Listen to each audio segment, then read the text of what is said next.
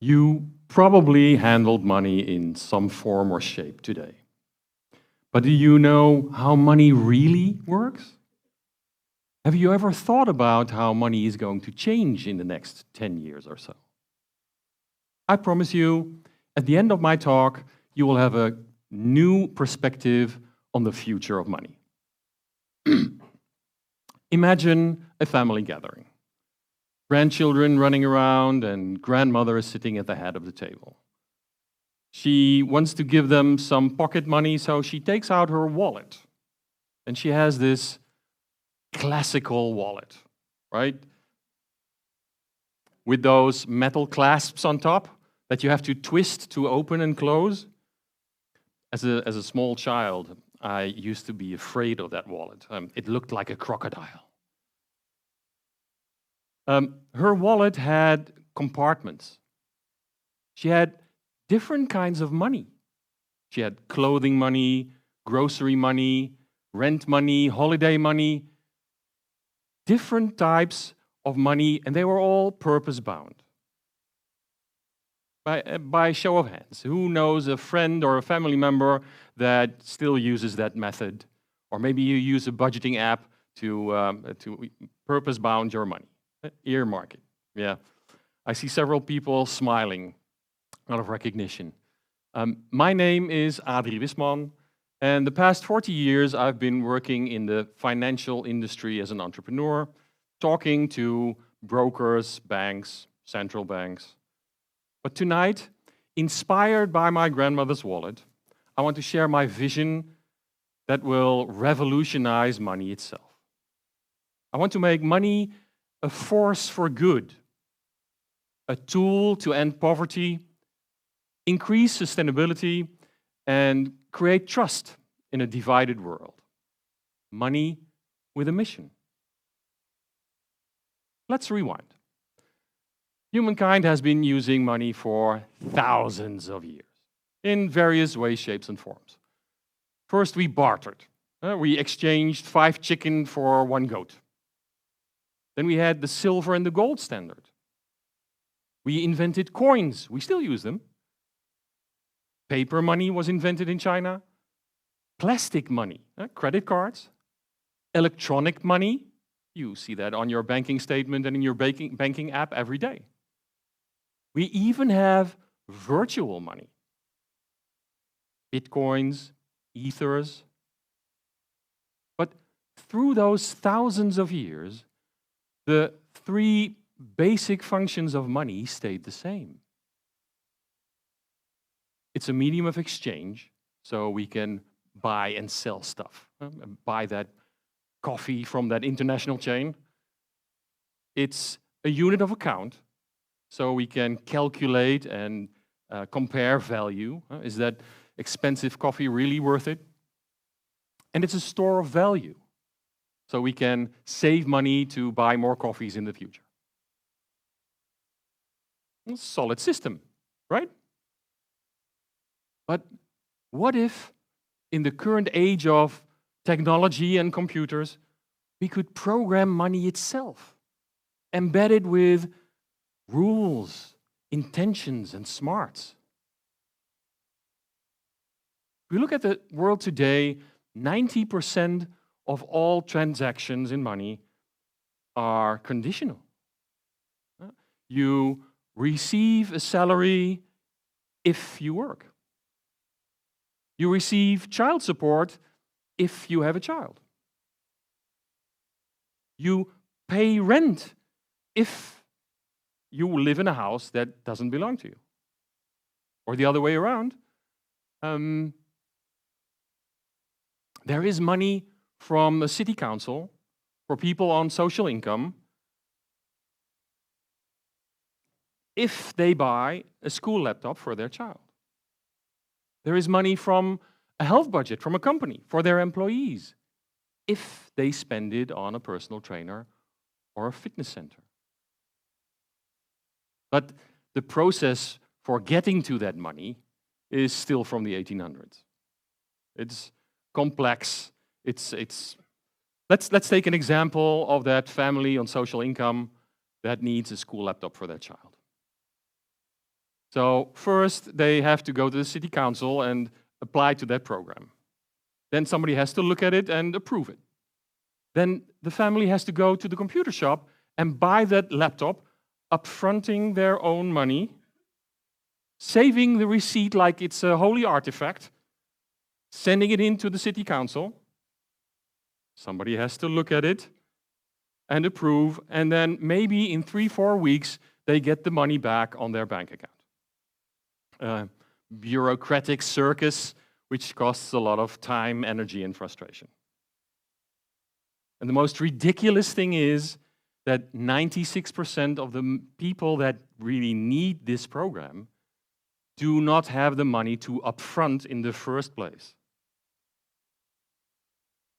Right? To use the same example as before, it's like seeing somebody drowning, and before you do anything, you let them sign a form, and then you throw them a lifebuoy.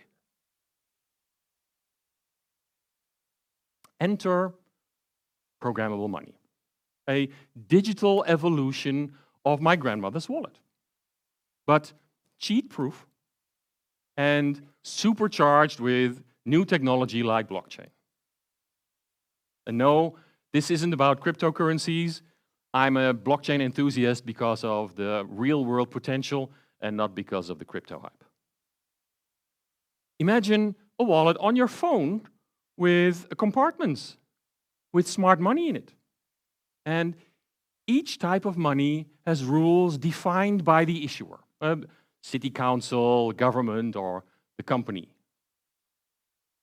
This isn't your money, it is their money. You cannot shuffle it around. It is purpose-bound.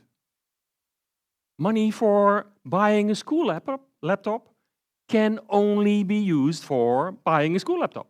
Money from a health budget can only be used for paying a personal trainer or the fitness center. If you try to buy cigarettes and alcohol with it, access denied.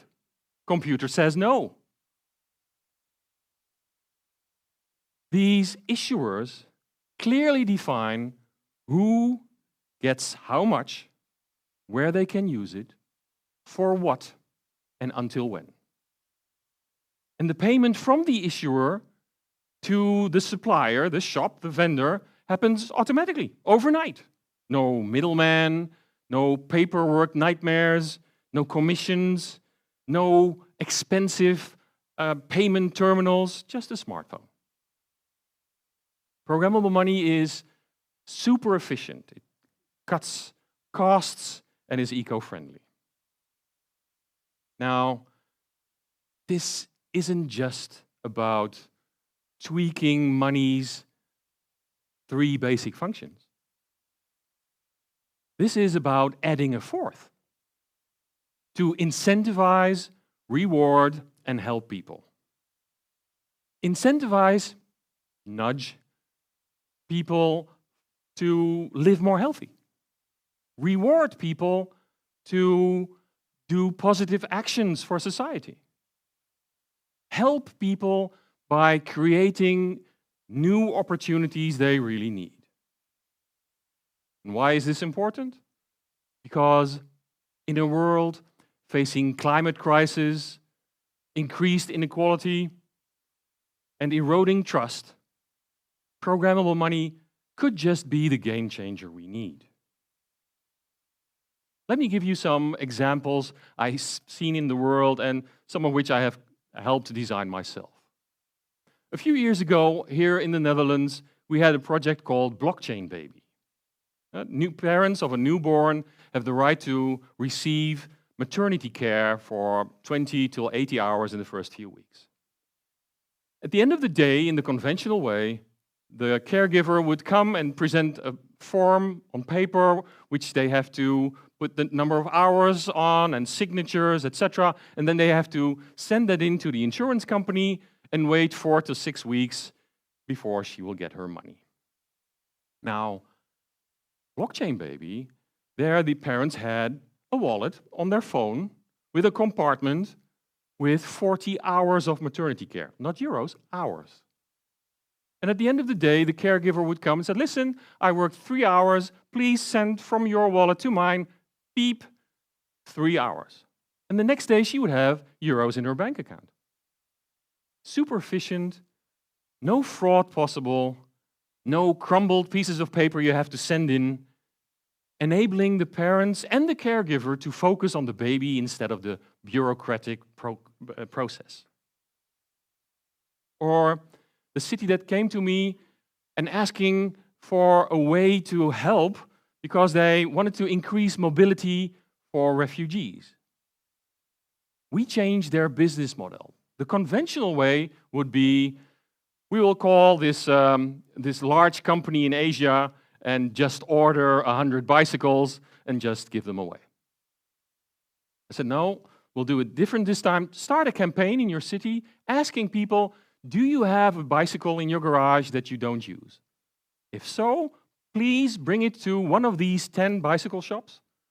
And if you donate it, you will get a QR code with programmed money, which is valid at local restaurants. 50 euros, go have dinner on us as a thank you.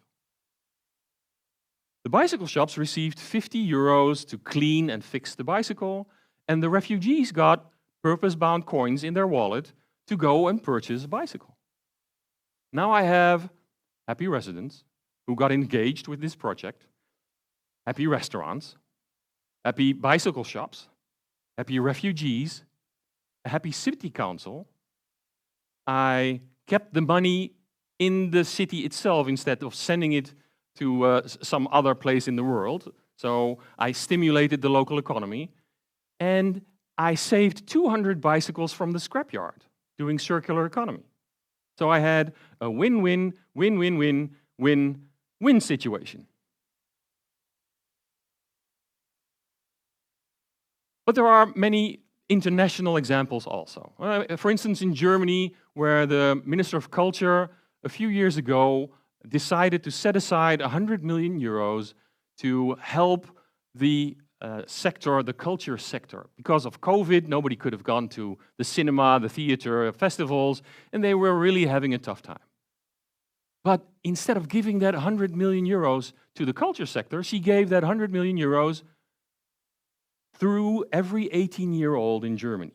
Every 18-year-old in Germany received 200 euros, which they could only spend at the culture sector. Killing two birds with one stone.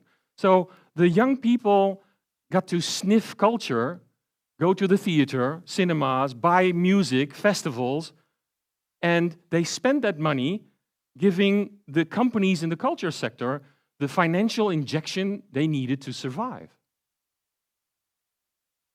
But there are also all kinds of examples. In Singapore, they have Project Orchid with programmable money, or in India and Nepal, where they have programmable money so that female entrepreneurs can buy sewing machines and start a business and can provide food on the table for their families. Programmable money isn't science fiction. It's already here. Now, I can hear you think, loud. That's all nice and fine, but not with my money. No government, no company is going to tell me what to do with my money. And you're right. You're absolutely right. I wouldn't like that myself, but this isn't the money you worked for. This isn't the money you earned. This is subsidy money for buying solar panels or a heat pump or becoming healthier. This is money you received with a certain purpose. Last December, I got the opportunity to go on stage at the year conference of the United Nations in Riyadh, talking about how programmable money can help achieve the 17 sustainability goals. Ending poverty, hunger, inequality, climate woes, etc. The main topic of this conference was that the biggest barrier to aid is the lack of trust. How do we ensure that the money, the donations, end up in the hands of the people that really need it and are not being sidetracked by some chief or politician. And they even got a very nice word for it, aid leakage. Programmable money is fully traceable. It has trust built in. It is stored on distributed ledgers, cutting fraud and fighting corruption. And if you have any concerns about privacy, there are technologies like zero-knowledge proofs that will keep your data safe. Programmable money cuts the administrative cost, it lowers the administrative burden, and it speeds up aid. Now, I sometimes get stopped in the street. Sir, do you have a few euros to spend for school children in Zambia who elsewise would go to school hungry? And I don't know these people. I don't know their organization. I don't trust them. So I don't give. If I had a possibility on my phone, 100% proof that my money would end up in the pockets of these school children, and I could see them do transactions and buy a healthy lunch in a school canteen, I would give. I would even give more. That's the real power, turning skepticism into positive action, turning every euro, dollar, yen in a targeted force for good. Because the point is, do you trust a random stranger 10,000 kilometers away, or do you trust a fully traceable system? To conclude, with money, you can solve a lot of problems. And with programmable money, you can solve even more of them. But you have to be open to financial innovation. And I know the financial landscape is moving fast, and digital money can be scary. But think about the possibilities. Think about the opportunities that it will bring society.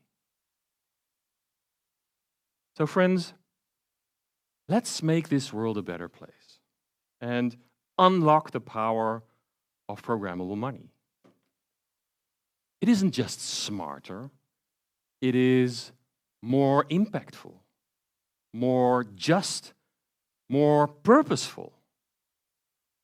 Let's create the money of the future, or as I like to call it, money with a mission.